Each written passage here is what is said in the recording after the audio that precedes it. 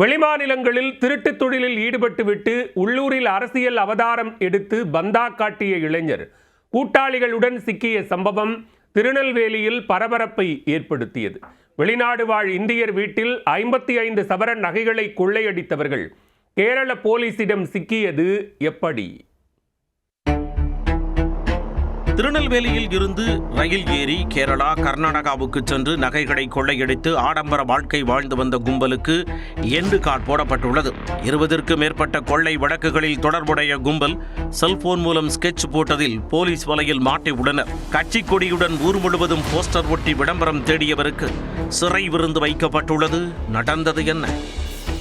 கேரள மாநிலம் பந்தளம் பகுதியில் வெளிநாடு வாழ் இந்தியர் ஒருவர் வீட்டில் கொள்ளையர்கள் கைவரிசை காட்டியுள்ளனர். கடந்த ஜனவரி 21ஆம் தேதி வீட்டிற்குள் புகுந்த கொள்ளையர்கள் கொத்தாக 55 சவரன் தங்க நகைகளை அள்ளிச் சென்றுள்ளனர். இது தொடர்பாக பந்தளம் போலீசார் வழக்கு பதிவு செய்து விசாரணை மேற்கொண்டு வந்தனர். சம்பவ இடத்தில் தடயங்களை சேகரித்து தேடுதல் வேட்டையில் இறங்கியும் கொள்ளையர்கள் சிக்கவில்லை. பின்னர் அப்பகுதியில் உள்ள செல்போன் டவர் மூலம் பயன்படுத்தப்பட்ட செல்போன் எண்களின் லிஸ்டை எடுத்து ஆய்வு செய்தனர். அதில் திருநெல்வேலி மாவட்டம் திருக்குறுங்குடியைச் சேர்ந்த ரமேஷ் என்பவரின் செல்போன் அழைப்புகள் அங்கு வட்டமடித்துள்ளன. பின்னர் அவரின் தலைமையில் கொள்ளை சம்பவம் அரங்கேறியது தெரிய வந்துள்ளது. உடனே வண்டியை பிடித்து கேரள போலீசார் திருநெல்வேலிக்கு விரைந்து வந்தனர். அவரின் விலாசத்தை கண்டுபிடிப்பது எப்படி என்ற குழப்பத்துடன் வந்த போலீசாரின் வேலையை எளிதாக்கும் வகையில் ஆங்காங்கே போஸ்டர்கள் ஒட்டப்பட்டிருந்தன.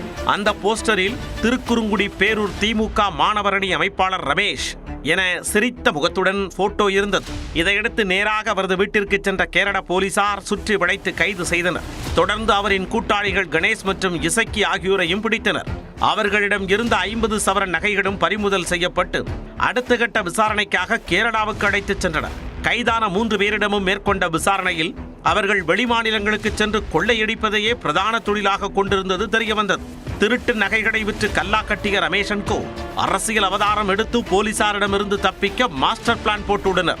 அதற்குள் கேரளாவில் வெளிநாடு வாழ் இந்தியர் வீட்டில் கைவரிசை காட்டி தொக்காக மாட்டியுள்ளனர். இவர்கள் மீது கேரளாவில் மட்டும் 20 கொள்ளை வழக்குகள் நிலுவையில் உள்ளதும் தெரியவந்துள்ளது.